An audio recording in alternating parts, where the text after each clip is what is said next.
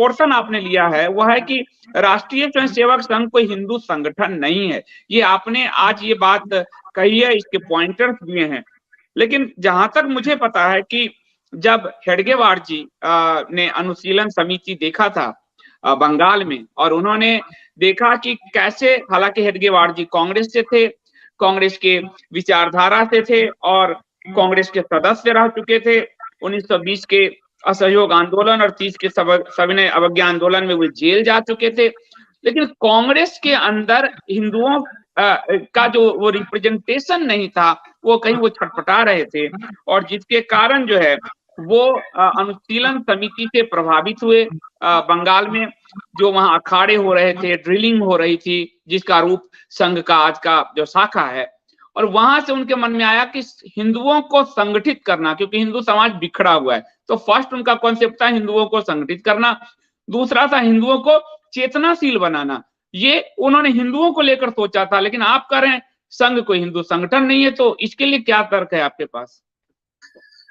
संदीप जी, जितने भी प्रश्न आपने यहाँ पर रखे हैं, और जो मूल प्रश्न है कि हेडगेवार जी तो अनुशीलन समिति से जुड़े हुए थे, और सारी बातें वो मैं बिल्कुल बिंदुवार तरीके से आपको इनके उत्तर दूंगा।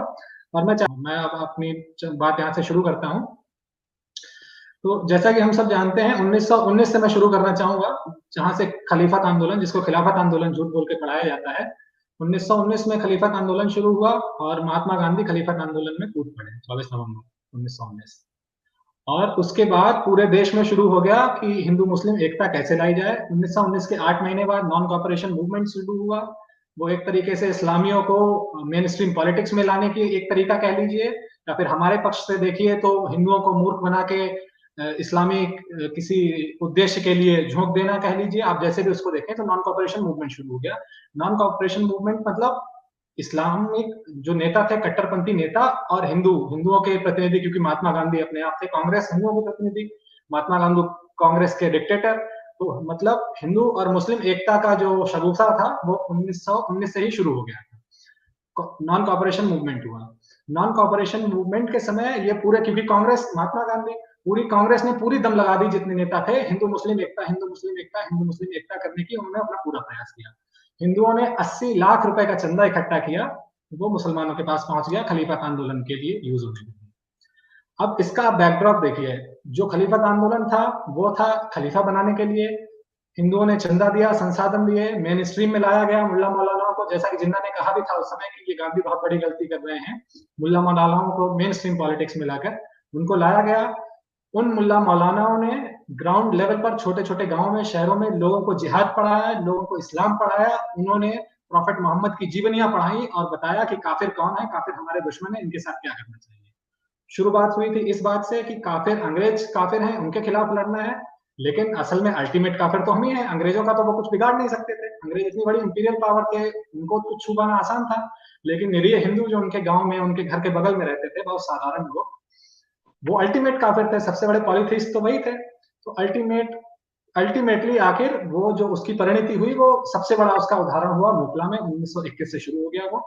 और जैसे ही ये नॉन कॉपरेशन मूवमेंट गांधी ने वापस लिया, उसके साथ ही पूरे देश में दंगे शुरू हो गए, क्योंकि अंग्रेज उनको लगा मुसलमानों की, क्योंकि अंग्रेजों के खिलाफ तो इन्होंने आंदोलन वापस ले लिया है। तो कोहाट में, नागपुर में, सहारनपुर में, संभल में, अमेठी में, पूरे भारत में छुटपुट हिंदू मुस्लिम दंगे शुरू हुए। और दंगे जब ये प्रारंभ हुए तो ये हिंदू मुस्लिम दंगे जरूर थे, लेकिन ये दंगे इस्लामियों द्वारा किए गए थे। इस्लामियों ने ही हिंदुओं को बहुत प्रताड़ित किया, बहुत मारा, मोपला जैसा विध्वंस किया, लाखों लाख हिंदुओं की। अब आप जानते हैं कि फैक्चुअल गवर्नमेंट का डेटा तो हमेशा 100, 200, 6 परिवार, कहीं 12 परिवार, कहीं 150 परिवार दिखा रहा है, लेकिन पूरे देश में लाखों लाख हिंदुओं के जीवन हताहत हुए, प्रॉपर्टीज गई। और ऐसा समझिए, हिंदू समाज इतना डिमोरलाइज हो गया कि महात्मा गांधी जैसे व्यक्ति को बोलना पड़ा कि हिंदू समाज कावर्ड है और इस्लाम में मुसलमान जो है वो गुंडे हैं। चित्तरंजन दास जैसे जो नेता थे, उन्होंने 6 महीने लगाए इस्लाम के अध्ययन करने में, और उन्होंने पाया कि इस्लाम, जब तक मुसलमान इस्लाम को मानता है तब तक आप हिंदू तो इस्लाम के साथ रह ही नहीं सकते हैं। तो पूरे देश में ये भावना फैल गई पहली बार कि हिंदू कायर है और मुसलमानों से पिट रहा है, मुसलमान बहुत एग्रेसिव है। और मुसलमानों का जो एग्रेशन था, ये उस समय अपने पूरे शबाब पर था, जिसको कहते हैं। तो ये बैकड्रॉप चल रहा है 23, 24 का, लगातार दंगे चल रहे हैं, नागपुर में भी दंगा हो रहा है, और सब लोग बहुत परेशान हैं, हिंदू साधारणतः हिंदू बहुत परेशान है। ये बैकड्रॉप है 1925 तक का। अब इसी बैकड्रॉप में हम देखते हैं डॉक्टर हेडगेवार को। जैसा कि आपने कहा, डॉक्टर हेडगेवार नागपुर में उनका जन्म हुआ था और वो पढ़ाई करने के लिए कलकत्ता गए। वहां से उन्होंने डॉक्टरी की पढ़ाई की और उसी बीच उनका संपर्क अनुशीलन समिति से हो गया। तो इस बात में कोई दो राय नहीं है, कोई संदेह नहीं है कि डॉक्टर हेडगेवार परम देशभक्त व्यक्ति थे और उन्होंने राष्ट्रभक्ति की भावना से ही और देशभक्ति की भावना से ही राष्ट्रीय पुष्कर जी तो जैसे ही अनुशीलन समिति से डॉक्टर हेडगेवार जुड़े, तो इसमें कोई संदेह की बात नहीं है, वो एक रेवोल्यूशनरी थे और सच्चे देशभक्त थे, इसमें कोई दो राय नहीं। और प्रखर हिंदूवादी व्यक्ति भी थे, इसमें भी कोई दो राय नहीं। डॉक्टर हेडगेवार अपने आप में एक प्रखर हिंदूवादी व्यक्ति थे, तो इसमें कोई संदेह नहीं कि डॉक्टर हेडगेवार परम राष्ट्रवादी व्यक्ति थे, राष्ट्रभक्त व्यक्ति थे और एग्रेसिव हिंदूवादी भी थे, क्योंकि वो रेवोल्यूशनरी थे, वो गांधीवादी बिल्कुल नहीं थे, वो अनुशीलन समिति से जुड़े थे, एक रेवोल्यूशनरी व्यक्ति थे। तो नागपुर में जो दंगे हुए हैं, ये मैं पहले ही स्पष्ट कर देना चाहता हूँ, डॉक्टर हेडगेवार ने बहुत अच्छी, बहुत महत्वपूर्ण भूमिका निभाई है नागपुर में जो दंगे हुए हैं।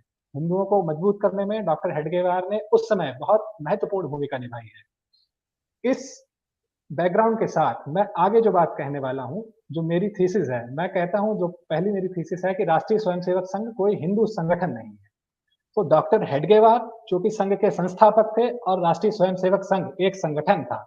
तो सबसे पहली बात तो यह है कि आप दोनों चीजों को अलग करके देखिए, क्योंकि संघ एक ऑर्गेनाइजेशन था, एक इंस्टीट्यूशन था और इंस्टीट्यूशंस हमेशा नीतियों से चलते हैं, क्योंकि 1940 के बाद हेडगेवार जी का देहावसान हो गया और स्वयं हेडगेवार जी के स्वभाव में क्या बदलाव आए, हमें ये भी ट्रेस करना पड़ेगा। मुझे पढ़ते पढ़ते ये रियलाइज हुआ कि डॉक्टर हेडगेवार जी में भी कुछ बदलाव आए कई चीजों को लेकर, जिस पर मैं अब चर्चा करूँ।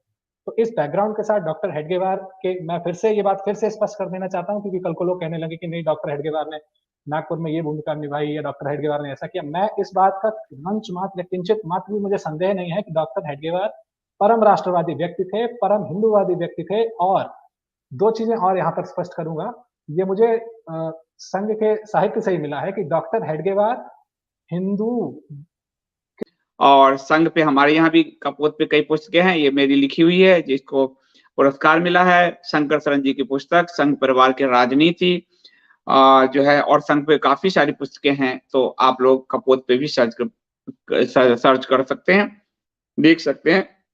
पुष्कर जी जैसे लोग संघ को पढ़ के संघ का पोस्टमार्टम कर रहे हैं, उनका ही साहित्य लिखा हुआ है, इसलिए बाहर का साहित्य आप लोगों को भी इसलिए मैं कहता हूं, और शायद इसीलिए संघ कहता है पढ़े नहीं, क्योंकि पढ़ने पर सच्चाई सामने आ जाएगी। इस्लाम भी कहता है पढ़े नहीं, ये दिक्कत आ रही है, क्योंकि पढ़ने के बाद कई सच्चाई सामने आ जाती है, तो वो दिक्कत बड़ा खतरनाक है। तो लेकिन पुष्कर जी ने पढ़ा है, संघ को ही पढ़ा है और संघी ही है, तो इसलिए कोई बाहरी भी नहीं। हाँ पुष्कर जी बोलिए आप के साथ अपनी बात प्रारंभ हाँ, मैं आप कह रहे थे कि हेडगेवार जी हिंदूवादी थे, राष्ट्रवादी थे। नागपुर दंगों में हिंदुओं को बचाने के लिए उन्होंने बहुत कुछ किया, लेकिन जब संगठन बना तो उसकी नीतियों के कारण कुछ डायलूजन संगठन में भी आया, उनके व्यक्तित्व में भी आया। हाँ आगे मेरा जो बेसिक आर्गुमेंट है वो मैं आपको जब बोलूंगा तो आपको अपने अभी समझ आएगा। मैं शुरू करता हूँ। डॉक्टर हेडगेवार ये देख रहे थे देश में जो भी चल रहा है, और डॉक्टर हेडगेवार ये बिल्कुल मानते थे कि हिंदू मुस्लिम एकता एक छलावा मात्र है। डॉक्टर हेडगेवार का ये स्पष्ट चिंतन था कि हिंदू मुस्लिम एकता छलावा मात्र है। दूसरी बात, डॉक्टर हेडगेवार ने राष्ट्रीय स्वयंसेवक संघ का नाम राष्ट्रीय स्वयंसेवक संघ क्यों रखा? ये चाहते तो हिंदू स्वयंसेवक संघ या कुछ और रख लेते। और उस समय शुरुआत में आलोचना भी हुई कि अरे हिंदूवादी संगठन बनाया है और राष्ट्रीय स्वयंसेवक संघ नाम रख रहा है, इसमें मुसलमान तो है नहीं, इसमें फलाने तो है नहीं। तो इस पर डॉक्टर हेडगेवार का मानना था, बहुत स्पष्ट मानना था कि भारत में राष्ट्रीय का मतलब सिर्फ हिंदू समाज है। हिंदू समाज मतलब जो जन्म से हिंदू है, सेम डीएनए वाले हिंदू नहीं। हिंदू समाज जो जन्म से हिंदू, जो हिंदू परिवार में पैदा हुआ है, वो हिंदू समाज। वो इस बात को बिल्कुल मानते थे कि सिर्फ हिंदू ही, मतलब मुसलमान या क्रिश्चियन भारत के राष्ट्रीय समाज के अंग नहीं है। इसीलिए उन्होंने भारत राष्ट्रीय स्वयंसेवक संघ को जो राष्ट्रीय कहा, तो उसमें सिर्फ हिंदू इंक्लूडेड थे, उसमें मुसलमान और क्रिश्चियंस इंक्लूडेड नहीं थे। ये मैं पहले क्लियर कर रहा हूँ। अब इस बैकड्रॉप के साथ डॉक्टर हेडगेवार ने 1920 से लेकर 1925 तक और अपने पुराने अनुभवों के साथ भी, जो भी उनका आकलन रहा हो, जो भी उनका चिंतन रहा हो, इतनी समस्या चल रही थी देश में, उनका जो चिंतन रहा, तो उन्होंने उनकी जो डायग्नोस रही इस सारी समस्या की, उन्हें लगा कि अगर हिंदू कमजोर हैं, इनको मारा जा रहा है, इस्लामिक एग्रेशन के दबाव में हम हैं, हम मुसलमानों के गुलाम रहे, हम अंग्रेजों के गुलाम हैं, तो उन्होंने रियलाइज़ किया कि ये मूल समस्या नहीं है, ये सिर्फ़ समस्या के सिम्पटम्स या लक्षण मात्र हैं। उन्हें लगा मूल समस्या कुछ और है, तो उन्होंने जो डायग्नोस की उसमें उन्होंने 2 मूल समस्या हिंदू समाज की पाई। पहली समस्या उन्होंने जो पाई, वो थी कि हिंदू समाज आत्मविस्मृत है। हिंदू समाज आत्मविस्मृत है। वो भूल चुका है कि वो कौन है, उसके पूर्वज कौन थे। वो भूल चुका है कि वो इस भारत भूखंड के जो राष्ट्रीय चेतना है, वो उस राष्ट्रीय चेतना का वाहक है, वो उस राष्ट्रीय चेतना का अंग है। तो पहली चीज़ तो उनका कहना था कि हिंदू समाज में नेशनल कॉन्शियसनेस बहुत ही कम हो गई है, जिसको उन्होंने आत्मविस्मृति कहा। दूसरी बात उन्होंने कही, हिंदू समाज बहुत आइसोलेटेड है, संगठित नहीं है। अगर 4 हिंदुओं के ऊपर कोई हमला हो जाता है या कोई एग्रेशन हो रहा है, तो बाकी हिंदू उस पर कोई प्रतिवाद नहीं करते, उसकी सहायता नहीं करते, क्योंकि उन्हें लगता है ये मेरे ऊपर नहीं हुआ, ये तो उसके ऊपर हुआ था। हिंदू समाज को उन्होंने बहुत मत, संप्रदाय, जातियों में बटा हुआ पाया। तो उन्होंने हिंदू समाज की फिर से 2 समस्याएँ पाई। पहली कि हिंदू समाज आत्मविस्मृत है, जिसके अंदर राष्ट्रीय चेतना नहीं बची है या अगर बची है तो बहुत कम है। दूसरी बात, हिंदू समाज संगठित नहीं है, जातियों में, पंथों में, आपस में बहुत ज़्यादा बटा हुआ है, मतों में, संप्रदाय में। तो जब उन्होंने ये डायग्नोस की तो फिर उसके बाद उन्हें उपचार भी सूझा कि इसका क्या उपचार किया जाए। तो इस समस्या का, इन 2 समस्याओं का उपचार करने के लिए डॉक्टर हेडगेवार ने राष्ट्रीय स्वयंसेवक संघ की स्थापना की। और इस स्वयंसेवक संघ का काम ये था कि ये हिंदू समाज को, हिंदुओं को ट्रेन करेगा, एक तरीके से हिंदू समाज की ट्रेनिंग करेगा। और उस ट्रेनिंग में क्या उपचार करेगा? पहला उपचार कि हिंदू समाज के अंदर राष्ट्रीय चेतना को बढ़ावा देगा। हिंदू समाज के अंदर राष्ट्रीय चेतना का, राष्ट्रवाद का पालन-पोषण करेगा। और दूसरी बात, ये हिंदू समाज जो संगठित नहीं है, हिंदू समाज को संगठित करेगा। अब जितनी भी आज हम संघ के भीतर समस्याएँ देखते हैं, मेरा ऐसा मानना है कि संघ की जितनी भी आज समस्याएँ हैं, वो उनकी जड़ जो है, वो यहीं शुरू हो गई थी।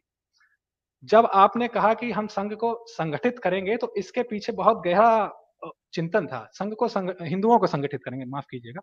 हिंदू को संगठित करेंगे मतलब कैसे? आप जानते हैं कि संघ जाति को नहीं मानता है। तो सबसे पहला काम उन्होंने किया कि कास्ट को अपने संगठन से एनिहिलेट कर दिया, बिल्कुल ही गायब कर दिया। इतना गायब कर दिया कि जो स्वयंसेवक थे, उनका टाइटल भी, उसका नाम भी नहीं लिया जाता था। तो आप सोचिए, वो हिंदू समाज जो हज़ारों सालों से जातियों में पला-बड़ा था, जिसकी सारी परंपराएँ, सारे धर्मशास्त्र, जो सारी चीज़ें परंपरा के रूप में जातियों में ही सीखता था। हर जाति की अपनी अलग परंपरा, हर जाति का अपना अलग पूर्वजों से आया हुआ ज्ञान, हर जाति का अपने अलग, जो भी उनके धर्मशास्त्र रहे हों, जो भी उनके योद्धा रहे हों, उनका एक अलग ज्ञान आपने उठाया और सीधे जातियों को अलग कर दिया।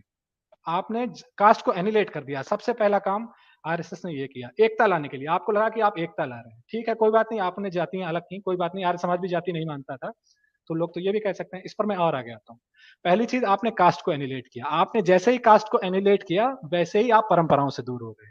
जैसे ही आप परंपराओं से दूर हुए, वैसे ही आप धर्मशास्त्रों से दूर हो गए। और जैसे ही आप धर्मशास्त्रों से दूर हुए, वैसे ही आप हिंदू देवी-देवताओं से दूर हो गए। और जब आप हिंदू देवी-देवताओं से दूर हो गए, फिर आती है दूसरा, जो मैं पहली बात बोल रहा था कि इन्होंने कहा कि आत्मविस्मृति है। आत्मविस्मृति किस चीज़ की है? नेशनल कॉन्शियसनेस नहीं है।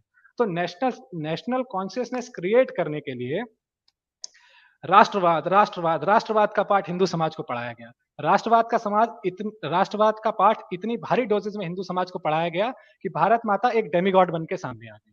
अब आप देखिए, एक तरफ आपने जातियाँ अलग कर दी हैं, परंपराएँ अलग कर दी हैं, धर्मशास्त्र अलग कर दिए हैं, दूसरी तरफ हिंदुओं को आप एक धर्म से अलग करके राष्ट्रवाद का पाठ पढ़ा रहे हो, और उस राष्ट्रवाद की साक्षात प्रतिमूर्ति भारत माता आ चुकी है आपके सामने।